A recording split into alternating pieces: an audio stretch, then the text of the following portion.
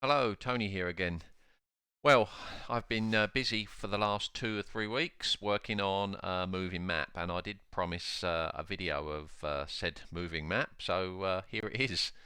What we have here on the screen is a couple of different versions of the moving map while I'm experimenting between kind of combining the two, and I'll explain as we go along what the differences are between these two. So what you see on the left hand side is individual tiles of geo data in lots and lots of GeoJSON files, all knitted together to make a map. And what you have on the right hand side is just one um, bigger file of GeoJSON data, but smaller in the overall size if you were to add all the individual tiles up of the left-hand map, if that makes any sense.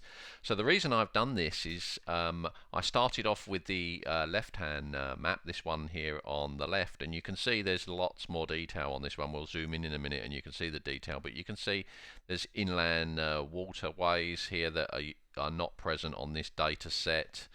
And you can see there's lots of smaller little islands dotted around here again that are not present on this data set. But generally this data set is very good, and what I want to do is I'm going to use this less detailed data set to deal with the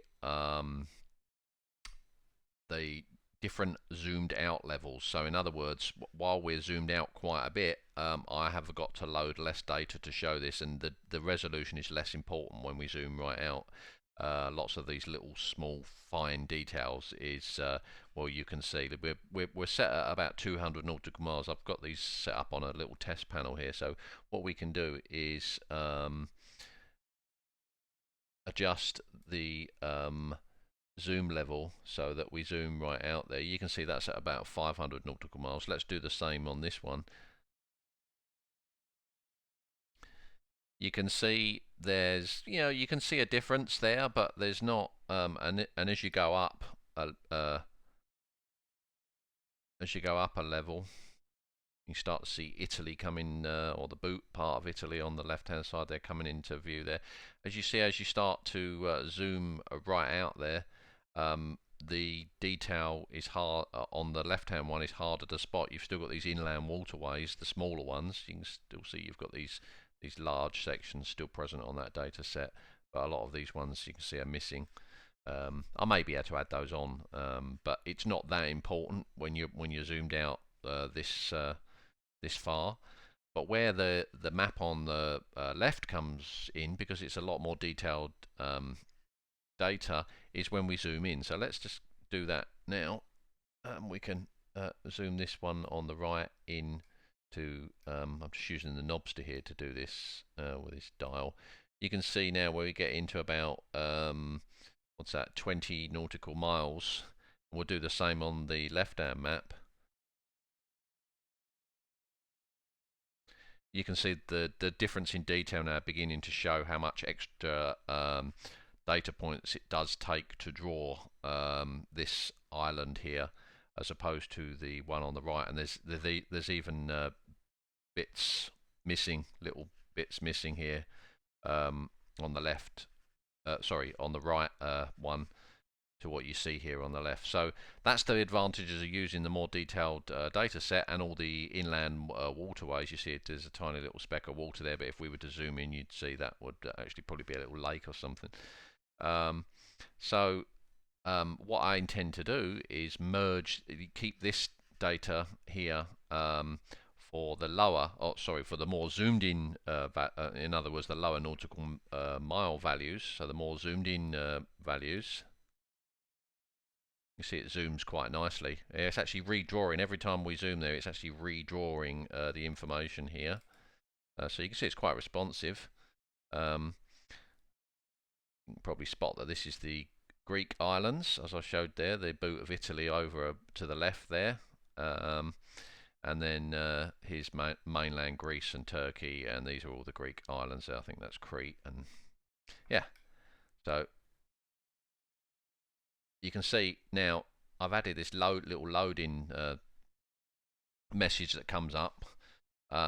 because as there's more data points, it does take longer. The more zoomed out you are, the more data points there are, and therefore the longer it takes to calculate all the drawing and then do all the drawing itself. You can see, so it comes up with a loading message. We'll now go out to, I think, 1500 nautical miles as well. You see now I'm doing loading for quite a while there to actually draw that. So I don't want as long a delay as that, and that's when I'm going to transition. I'm not sure exactly at what level, probably around about 500 nautical miles. In my testing so far, I've found that I'll seamlessly transition from this data set to this data set, and I'll use this one for the. You'll see what we do here. This is a pretty much. This is I'm drawing the whole. Or I'm taking the data for the whole world here on this right-hand side map. So pretty much it's going to take the same amount of time to certainly to read the data, maybe not to draw it because it's not drawing it all. You can see there we're zoomed right out there. You can just see the bottom of the UK there, France, Spain here. That's 2,000 nautical miles, but you can see we zoomed out quite easily to 2,000 nautical miles there, just with a short load. So at those levels, that data set will be great for that. And that's redrawing it. What I haven't experimented with yet is actually drawing the whole world, or maybe just drawing it at its highest scale. So in other words, maybe not the whole world, but at the 2,000 nautical mile scale, that one, and then just zooming the actual canvas that this is drawn on from there, just to see what the effects, whether that's any different to actually redrawing it. This is probably not, in which case that might be even speedier, or probably will be speedier, to have those. So that's another thing I'm going to experiment with and just see how we go with that. But you can see on this one, it's actually not too bad here at the Greek islands. The time it takes to redraw, it really depends on the number of data points, but there are some parts in the world up towards Finland and the top of Russia, and certainly Canada, where there's a really lot of data in those areas. And so as soon as you get above about 500 nautical miles, when you click it up to say 800 or 1,000 nautical miles, and obviously the higher you go, the worse it becomes, the more and more data you've got to load and draw, and the responsiveness of this map becomes quite slow. So below about 500 nautical miles, wherever you are in the world, it's pretty responsive. But obviously it depends on the amount of data. But as I said, these zoomed in quite here now, what I'm doing is I'm only literally loading the data enough to draw that map plus a little bit around the outside. So yeah, and it does that actively as we start to fly. You'll see in a minute. I've got the aeroplane up in the sky already, just with the simulator paused. We can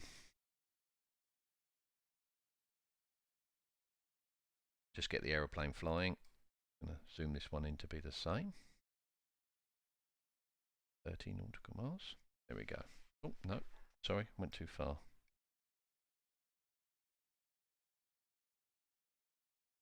There we go.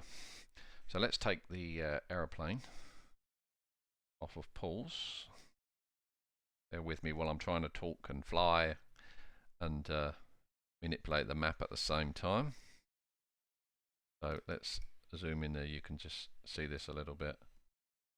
And the other thing I'm going to play around with at the moment, it's only a very early version, is the update rate here. I don't know if I'm going to leave it as this or make it a little bit either, probably not slower, but maybe speed it up a little bit. You can just see it's being redrawn there at those sort of zoom levels, but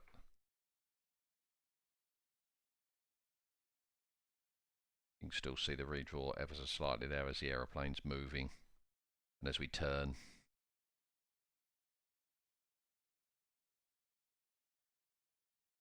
See. So obviously this is just a very the very basics of a base map now. It doesn't have extra features like the terrain and the airports and nav agent, etc. added on just yet. But that's one of the next things to do after. But I wanted to just get this base map, which is the crux of the whole map, really, in terms of its operation, with it zooming and everything, and all the different levels and the drawing running smoothly and nicely first, and then I can start adding on the other things. But I wanted the base performance, obviously, to be good to begin with, so that we've got something to work with after that. The only other thing, I guess, to show, you've seen them both zooming, but I've got a little button here on the end of the shaft or knobster that I've just pushed, and you can see I've got the panning working as well, panning left and right there, and up and down, and the same on the other one. I think because I've paused there.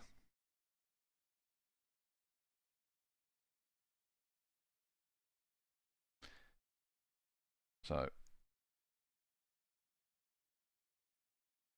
there you go, there's the panning on the right hand map.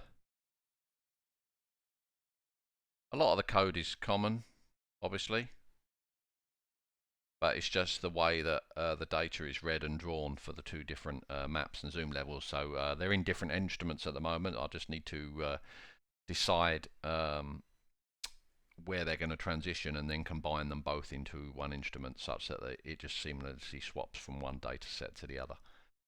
I think that's how I'm going to do it. I seem to be happier with this set, as I said earlier, when it's zoomed in, and this set obviously when it's zoomed right out. So that's my plan.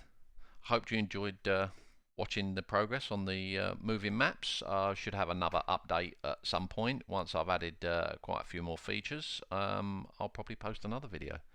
Thanks for watching. Enjoy. Bye.